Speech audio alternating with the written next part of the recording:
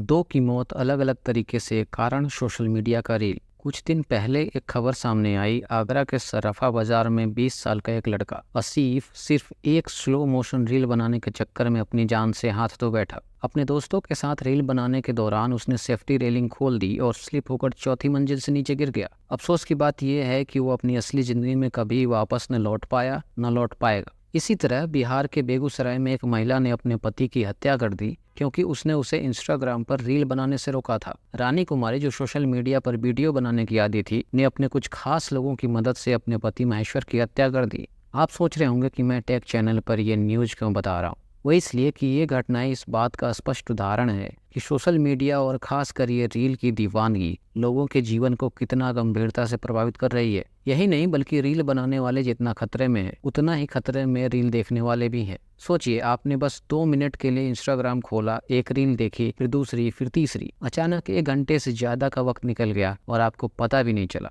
ये सिर्फ टाइम की बर्बादी नहीं है, बल्कि ये हमारे मेंटल हेल्थ और रिलेशनशिप्स को भी साइलेंटली प्रभावित कर रही है। बिल्कुल आप सही सोच रहे हैं, हम बात कर रहे हैं रील एडिक्शन की। आज की इस वीडियो में हम जानेंगे कि रील एडिक्शन कैसे हमारी अटेंशन, मूड और मेंटल हेल्थ पर असर डालता है। हम एक्सप्लोर करेंगे कि ये एडिक्शन कैसे डोपामिन रिलीज, इंस्टेंट ग्रेटिफिकेशन और सोशल वैलिडेशन जैसी चीज़ों का इस्तेमाल करके हमें एक एंडलेस लूप में खींचता है। साथ ही हम इसके कुछ वार्निंग साइंस और नेगेटिव इम्पैक्ट पर भी चर्चा करेंगे। कैसे हमारी रियल लाइफ रिलेशनशिप्स, फोकस और डेली हैबिट्स को वीकन कर रहा है। और सबसे ज़रूरी बात, हम इस जाल से बाहर निकलने के लिए क्या कुछ कर सकते हैं। कुछ प्रैक्टिकल टिप्स भी जानेंगे। तो दोस्तों, इस वीडियो को पूरा देखिए क्योंकि ये जानकारी आपके लिए बहुत ज़रूरी है। और अगर आपने अभी तक सब्सक्राइब नहीं किया है तो जल्दी से कर लीजिए और बेल आइकॉन दबाकर ऑल पर क्लिक कर दीजिए ताकि जब भी नया वीडियो आए आपको तुरंत खबर लग जाए। नमस्कार दोस्तों, मेरा नाम है प्रिंस और आप देख रहे हैं टेक तत्व विचार। तो सबसे पहले समझते हैं कि आखिर ये रील एडिक्शन होता क्या है।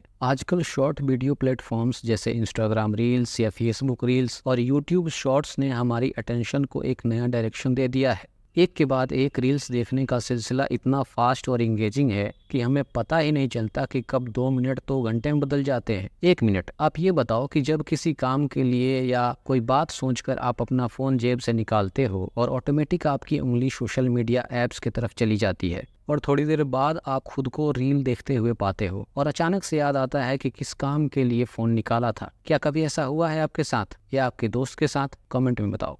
रील एडिक्शन असल में उस कंपल्सिव बिहेवियर को कहते हैं जहां हम लगातार रील्स देखते रहते हैं और ये शॉर्ट वीडियोस हमें एक कंटिन्यूअस लूप में उलझा कर रखती हैं। एक स्टडी के अनुसार सोशल मीडिया एडिक्शन को बढ़ाने में रील प्लेटफॉर्म्स ने एक बड़ा रोल प्ले किया है। क्योंकि ये वीडियो बहुत ही शॉर्ट और इंगेजिंग होती हैं, हमारा दिमाग इजीली इन पर हुक हो जाता है। अब सवाल ये उठता है कि आखिर शॉर्ट वीडियोस का ऐसा क्या जादू है जो हमें बार बार स्क्रॉल करने पर मजबूर कर देता है। इसके पीछे कई साइकोलॉजिकल और न्यूरोलॉजिकल कारण हैं। जब हम एक रील देखते हैं तो हमारे ब्रेन में डोपामिन रिलीज होती है जिससे हमें खुशी महसूस होती है। ये डोपामिन हमें बार बार रील देखने के लिए अट्रैक्ट करती है, यानी कि हर बार एक नया रील देखने पर हमें एक तरह का रिवॉर्ड मिलता है। डोपामिन एक न्यूरोट्रांसमीटर है जो हमारे दिमाग में एक जरूरी भूमिका निभाता है। इसे अक्सर फील गुड हार्मोन कहा जाता है क्योंकि ये हमारे एक्सपीरियंस में प्लेजर, रिवॉर्ड और मोटिवेशन से जुड़ा होता है। जब हम ऐसे काम करते हैं जो हमें पसंद आते हैं, जैसे अच्छा खाना खाने, एक्सरसाइज करने से लेकर सोशल मीडिया पर समय बिताने तक, तो हमारे दिमाग में डोपामिन रिलीज होती है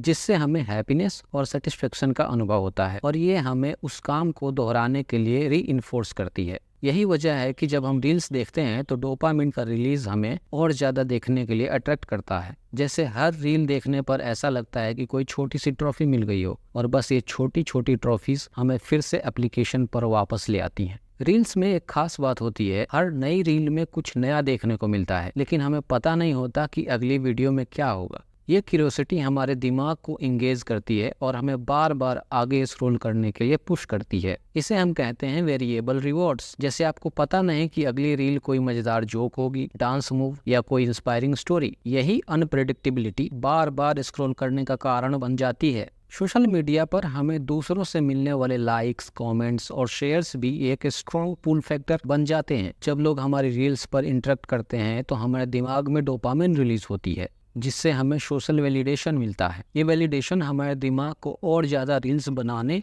और देखने के लिए मोटिवेट करता है। जब आपको अपने रील पर बहुत सारे लाइक्स मिलते हैं तो वो आपको इंस्टेंट कॉन्फिडेंस बूस्ट देता है और ये बूस्ट हमारे बार बार रील्स देखने और बनाने के लिए इंकरेज करता है। रील्स को देखना और समझना आसान होता है क्योंकि ये शॉर्ट और सीधे कंटेंट होते हैं। हमें ज़्यादा सोचने की ज़रूरत नहीं होती और ये हमारे दिमाग को रिलैक्स करने का एक तरीका बन जाती है। इसे हम कहते हैं लो कॉग्निटिव लोड। एक लंबे दिन के बाद जब हम बस रिलैक्स करना चाहते हैं तो एक पूरे फिल्म देखने की बजाय छोटे रील्स देखकर हम एक तरह से एस्केप करने की कोशिश करते हैं। यही रीज़न है कि रील्स देखना हमारे लिए ईजी और कंफर्टेबल हो जाता है। हम सोचते हैं कि आखिर ये रील्स छोटे वीडियोस ही हैं, ज़्यादा समय नहीं है तो 2-4 देखकर अपने काम पर लौट जाएंगे, पर अक्सर ऐसा होता नहीं है। 2 मिनट 5 मिनट कब घंटा 2 घंटा में बदल जाता है हमें पता भी नहीं चलता। कई बार हमें इस बात का एहसास नहीं होता कि हम इस लूप में फंस चुके हैं जिसका कोई अंत नहीं है। चलिए जानते हैं कि कुछ कॉमन साइंस जो ये संकेत करते हैं कि रील्स देखने की आदत एडिक्शन का रूप ले चुकी है।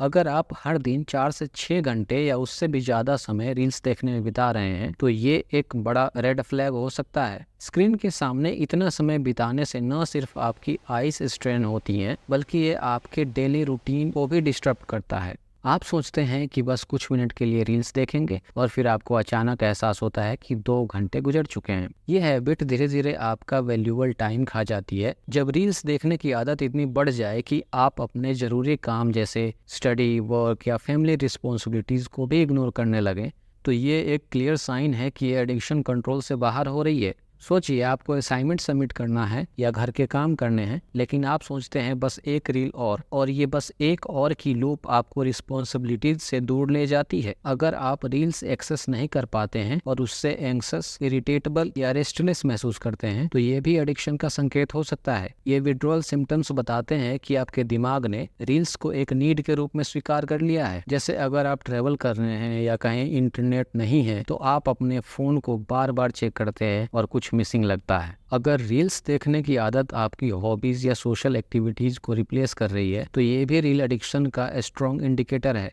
जब रियल लाइफ एक्टिविटीज जैसे स्पोर्ट्स, बुक्स पढ़ना या फ्रेंड्स के साथ टाइम बिताना आपको उतना एक्साइटिंग नहीं लगता जितना रील्स देखना, तो ये अलर्ट होने का समय है। सोचिए आप कभी पेंटिंग करना बहुत पसंद करते थे या शाम को पार्क में जाकर वॉक करते थे, लेकिन अब रील्स देखने की आदत इतनी बढ़ गई है कि वो हॉबीज पीछे छूट गई हैं और आप अपना सारा खाली वक्त फोन स्क्रीन के सामने ही बिता देते हैं। अच्छा, रील एडिक्शन सबसे ज्यादा किससे प्रभावित करती है? स्टडीज बताती हैं कि रील एडिक्शन खास तौर पर यंगर जनरेशन को अपना शिकार बना रही है, क्योंकि इन एज ग्रुप्स में सोशल मीडिया और शॉर्ट वीडियोस प्लेटफॉर्म्स का यूज सबसे ज्यादा है। लेकिन इससे पहले कुछ और भी है जो विचारणीय है। आपने देखा होगा कि आजकल कई पेरेंट्स अपने छोटे बच्चों को शांत रखने या इंगेज करने के लिए उन्हें फोन या टैबलेट पकड़ा देते हैं। खासकर 2 से 6 साल के बच्चों को रील्स और शॉर्ट्स वीडियोस दिखाना एक कॉमन तरीका बन गया है ताकि पेरेंट्स अपने काम निपटा सकें। लेकिन क्या ये हार्मलेस डिस्ट्रैक्शन है या इसके कुछ लॉन्ग टर्म इफेक्ट्स भी हो सकते हैं? रिसर्च से ये बात सामने आई है कि छोटे बच्चों का बढ़ता स्क्रीन टाइम उनकी डेवलपमेंट पर असर डालता है। कॉमन सेंस मीडिया की एक रिपोर्ट बताती है कि 2 से 4 साल के बच्चे औसतन हर दिन घंटों स्क्रीन देखते हैं, जिसमें अब रील्स और शॉर्ट फॉर्म वीडियोस भी शामिल हो चुके हैं। इस उम्र में उनका दिमाग तेजी से विकसित हो रहा होता है और लगातार शॉर्ट इंगेजिंग कंटेंट देखना उनकी अटेंशन स्पैन और सोशल स्किल्स पर नेगेटिव इम्पैक्ट डाल सकता है। सोचिए एक 4 साल का बच्चा जिसे हर बार खाना खिलाने के लिए रील्स दिखाना पड़ता है, धीरे धीरे वो बच्चा बिना स्क्रीन के खाना खाने से मना करने लगता है। यही डिपेंडेंसी एक अनहेल्दी हैबिट बन सकती है। कभी और इस पर और डिटेल में बात करेंगे। टीनेजर्स यानी 13 से 19 साल की उम्र के लोग इस एडिक्शन के सबसे बड़े शिकार हैं। एक स्टडी के अनुसार लगभग 54% टीनेजर्स ने माना कि उन्हें सोशल मीडिया खासकर रील एप्स की लत लग चुकी है। ये उम्र ऐसी होती है जब हमारा दिमाग सबसे ज्यादा इम्प्रेसिबल होता है और सोशल वैलिडेशन की क्रेविंग भी सबसे ज्यादा होती है। एक 16 साल का लड़का जो पहले फुटबॉल खेलना पसंद करता था अब अपना सारा समय रील्स देखने में बिताने लगा है। उसे रील्स के लाइक्स और कमेंट्स से मिलने वाली वैलिडेशन इतनी अच्छी लगती है कि आउटडोर खेल में उसकी दिलचस्पी ही कम हो गई है। वहीं 18 से 19 साल की उम्र के यंग एडल्ट्स भी रील एडिक्शन के शिकार बन रहे हैं। प्यू रिसर्च सेंटर के एक सर्वे के मुताबिक इस एज ग्रुप के 70% young adult social media platforms पर एक्टिव हैं और 45% ने माना कि वे रील्स देखने की लत महसूस करते हैं। अब सवाल ये उठता है कि यंगर जनरेशन ही रील्स एडिक्शन के लिए सबसे ज्यादा वल्नरेबल क्यों है। इसके पीछे कई कारण हैं। पहला, उनकी डिजिटल लिटरेसी काफी ज्यादा है, यानी ये सोशल मीडिया और टेक्नोलॉजी का इस्तेमाल बचपन से करते आ रहे हैं। दूसरा, इस एज ग्रुप में सोशल वैलिडेशन की जरूरत भी ज्यादा होती है। रील्स के लाइक्स और व्यूज इनके कॉन्फिडेंस और सेल्फ वर्थ को डायरेक्टली इम्पेक्ट करते हैं। अब जानते हैं कि रील एडिक्शन हमारे रियल लाइफ रिलेशनशिप्स को कैसे प्रभावित करती हैं। जब हम घंटों रील्स देखने में बिता देते हैं तो इसका असर हमारे रिश्तों और हमारे सोशल इंटरेक्शंस पर भी पड़ता है। ये इन्फ्लुएंस अक्सर धीरे धीरे होता है और हमें तब समझ आता है जब डैमेज हो चुका होता है। रील्स देखने का सबसे बड़ा असर सोशल आइसोलेशन के रूप में सामने आता है। जब हम घंटों रील्स पर इंगेज रहते हैं तो हमारे फ्रेंड्स और फैमिली के साथ बिताने वाला समय ऑटोमेटिकली कम हो जाता है। धीरे धीरे ये हमें फिजिकली और इमोशनली डिस्कनेक्ट कर देता है। सोचिए, आपका पूरा फैमिली डिनर टेबल पर बैठा हुआ है और सभी आपस में बातें कर रहे हैं, लेकिन आप अपने फोन में इतने एंगेज्ड हैं कि आपको पता ही नहीं चल रहा कि कौन क्या कह रहा है। ये मोमेंटरी डिस्कनेक्ट धीरे धीरे रिश्तों में एक गैप पैदा कर देता है। रील एडिक्शन का एक और बड़ा असर हमारी कम्युनिकेशन स्किल्स पर पड़ता है। लगातार स्क्रीन के साथ इंटरेक्ट करने से हमारे फेस टू फेस कम्युनिकेशन और बातचीत करने की आदत कमजोर हो जाती है। हम रियल लाइफ कन्वर्सेशन में जल्दी अनकंफर्टेबल महसूस करने लगते हैं क्योंकि हमें फोन से बाहर कनेक्ट करना मुश्किल लगने लगता है। रील एडिक्शन रिलेशनशिप्स में भी टेंशन पैदा कर सकती है, खासकर क्लोज फ्रेंड्स या कपल्स के बीच। जब एक पार्टनर या फ्रेंड फील करता है कि दूसरा पर्सन उसके साथ होने के बजाय रील्स पर ज्यादा टाइम बिता रहा है तो ये जेलसी, इनसिक्योरिटी और फ्रस्ट्रेशन जैसी फीलिंग को पैदा कर सकता है। इमेजिन कीजिए कि आप अपने फ्रेंड के साथ मूवी देखने गए हैं, लेकिन वो हर 5 मिनट में रील्स चेक करने के लिए फोन निकाल लेता है। इससे न सिर्फ मोमेंट स्पॉइल होता है बल्कि आपको ये भी फील होता है कि आपके साथ टाइम स्पेंड करना उनके लिए उतना इम्पोर्टेंट नहीं है। अब तक हमने देखा कि रील एडिक्शन हमारी मेंटल हेल्थ और रिलेशनशिप्स पर कितना असर डाल सकती हैं, लेकिन अच्छी खबर यह है कि आप इस एडिक्शन से छुटकारा पा सकते हैं, अपने स्क्रीन टाइम को मैनेज कर सकते हैं और अपनी लाइफ को वापस बैलेंस कर सकते हैं। सबसे पहला और सबसे असरदार कदम है एक डिजिटल डिटॉक्स। इसका मतलब है कि हर दिन कुछ समय ऐसा रखें जब आप पूरी तरह से अपने फोन और सोशल मीडिया से दूर रहें। ये एक कॉन्शियस एफर्ट है जिसे शुरू में थोड़ा मुश्किल लग सकता है, लेकिन धीरे धीरे ये आपकी डेली रूटीन का हिस्सा बन सकता है। शुरुआत में सिर्फ 30 मिनट से शुरू करें जहां आप फोन बिल्कुल इस्तेमाल नहीं करेंगे। इस समय में आप कोई हॉबी परस्यू कर सकते हैं, जैसे रीडिंग, गार्डनिंग या एक्सरसाइज। फिर धीरे धीरे इस ड्यूरेशन को बढ़ाते जाएं और इवेंचुअली एक पूरा दिन भी बिना रील्स के बिताना पॉसिबल हो सकता है। अपने फ़ोन यूजेस के लिए कुछ बाउंड्रीज सेट करना भी बहुत इंपॉर्टेंट है। जैसे आप डिसाइड कर सकते हैं कि मील्स के दौरान या सोने से 1 घंटे पहले फ़ोन बिल्कुल यूज नहीं करेंगे। स्क्रीन फ्री टाइम और स्पेस क्रिएट करने से आपकी लाइफ में बहुत पॉजिटिव चेंजेस आ सकते हैं। मील्स के समय डाइनिंग टेबल को एक स्क्रीन फ्री जोन बनाएं। यह न सिर्फ आपको माइंडफुल ईटिंग में हेल्प करेगा बल्कि फैमिली मेंबर्स के साथ क्वालिटी टाइम भी मिलेगा। सोने से 1 घंटे पहले फोन से दूरी बनाकर रखें ताकि आपकी नींद अच्छी हो सके। आप इस समय में कोई रिलैक्सिंग एक्टिविटी कर सकते हैं, जैसे मेडिटेशन या कोई किताब पढ़ सकते हैं। टेक्नोलॉजी ही अगर प्रॉब्लम है तो टेक्नोलॉजी ही सलूशन भी हो सकती है। कई एप्लीकेशंस और फीचर्स आते हैं जो आपके स्क्रीन टाइम को मॉनिटर और मैनेज करने में हेल्प कर सकते हैं। एप्लीकेशंस जैसे फ्रीडम और सेल्फ कंट्रोल आपके फोन पर रील एप्स को ब्लॉक कर सकते हैं, खासकर उस समय जब आपको फोकस करने की जरूरत हो। Use your phone's built-in screen time tracker to keep an eye on how much time you are spending on reels. जब आप अपना स्क्रीन टाइम देखेंगे तो आपको खुद ही मोटिवेशन मिलेगी कि उसे कम कैसे करना है। रील्स देखने से पूरी तरह दूरी बनाना मुश्किल हो सकता है, इसीलिए अपने लिए एक शेड्यूल सेट करें। डिसाइड कीजिए कि आप दिन में किस समय और कितनी देर रील्स देखेंगे और कोशिश करें कि उस शेड्यूल को फॉलो करें। इससे रील्स देखना आपकी चॉइस बन जाएगा, न कि एक compulsive habit. Set a specific time slot, जैसे दिन में एक बार लंच ब्रेक के बाद 15-20 मिनट टाइमर सेट करें और उसे स्ट्रिक्टली फॉलो करें। रील्स देखते समय भी पर्पसफुल रहें। एजुकेशनल या मोटिवेशनल कंटेंट को प्रेफरेंस दें जो आपकी नॉलेज बढ़ा सके। रील्स एडिक्शन को कम करने के लिए अपने कंटेंट को क्यूरेट करना भी बहुत जरूरी है। अनफॉलो करें उन अकाउंट्स को जो आपकी मेंटल हेल्थ पर नेगेटिव इम्पैक्ट डालते हैं या जो आपको कांस्टेंट कंपैरिजन की फीलिंग देते हैं। ऐसे कंटेंट को प्रेफरेंस दीजिए जो आपको इंस्पायर करे, एजुकेट करे या आपको जेन्युइनली खुश रखे।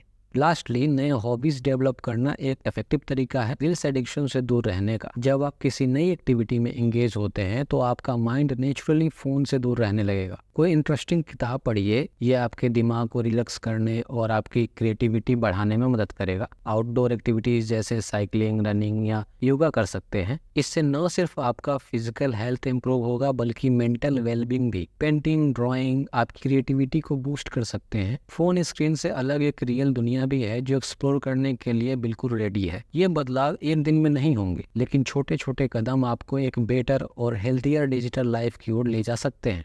अगर रील एडिक्शन को ब्रेक करना है तो हमें उसके अल्टरनेटिव्स भी ढूंढने होंगे। एक्टिविटीज जो न सिर्फ आपका टाइम बेटर यूटिलाइज करे बल्कि आपकी क्रिएटिविटी और सोशल कनेक्शंस को भी बूस्ट करे। रील्स देखने की आदत को रिप्लेस करने के लिए क्रिएटिव हॉबीज एक बेहतरीन तरीका हो सकता है। आर्ट्स एंड क्राफ्ट्स आपकी इमेजिनेशन को स्पार्क करते हैं और आपको रियल वर्ल्ड अचीवमेंट्स का सेटिस्फेक्शन देते हैं। कलर्स और कैनवास के साथ एक्सपेरिमेंट कीजिए। आर्ट न सिर्फ स्ट्रेस रिलीव करता है बल्कि आपको अपनी इमोशंस एक्सप्रेस करने का मौका भी देता है। रील्स को छोड़कर नेचर से कनेक्शन न सिर्फ आपके फिजिकल हेल्थ के लिए अच्छा है बल्कि ये आपकी मेंटल हेल्थ को भी बूस्ट करता है। नेचर में टाइम बिताने से आपके स्ट्रेस हार्मोन्स कम होते हैं और आप एनर्जेटिक महसूस करते हैं। प्लांटिंग और गार्डनिंग एक बहुत ही थेरेप्यूटिक हॉबी है। अपने खुद के फ्रूट्स और वेजिटेबल्स उगाने की फीलिंग अनमैच्ड है। फोन स्क्रीन पर वर्चुअल गार्डन्स देखने की बजाय आप अपने घर के बैकयार्ड में खुद एक गार्डन ग्रो कर सकते हैं। Imagine the real life likes from nature. Board games और पजल्स आपके माइंड को चैलेंज करने के साथ साथ आपको अपने लव्ड वंस के साथ कनेक्ट करने का मौका देते हैं। ये एक्टिविटीज न सिर्फ फन होती है बल्कि आपकी क्रिटिकल थिंकिंग और प्रॉब्लम सॉल्विंग स्किल्स को भी इम्प्रूव करती है। अगर आपको लगता है कि आपको अपने टाइम का मीनिंगफुल यूज करना है तो वॉलंटियरिंग एक शानदार ऑप्शन है। कम्युनिटी सर्विस से आप न सिर्फ दूसरों की हेल्प करते हैं बल्कि आपको एक डीप सेंस ऑफ फुलफिलमेंट भी मिलता है। लोकल शेल्टर्स में हेल्प कर सकते हैं, चैरिटी इवेंट्स ऑर्गेनाइज करने में पार्टिसिपेट कर सकते हैं या इन्वायरमेंटल क्लीन अप ड्राइव्स में शामिल हो सकते हैं। चिल्ड्रंस ऑर्गेनाइजेशन में सपोर्ट दे सकते हैं जैसे टीचिंग किड्स और organising fun activities for them. मैं आपको 2 ऑर्गेनाइजेशन भी सजेस्ट करूंगा। पहला है विश्व समन्वय संघ जिसके फाउंडर रहे हैं आचार्य काका साहेब कालेलकर, और दूसरा है गिव मी ट्रीज ट्रस्ट जिसके फाउंडर हैं स्वामी प्रेम परिवर्तन जो पीपल बाबा के नाम से मशहूर हैं। ये दोनों ऑर्गेनाइजेशन अपने समाज और पर्यावरण को और बेहतर बनाने के लिए बेहतरीन काम कर रहे हैं और इससे जुड़कर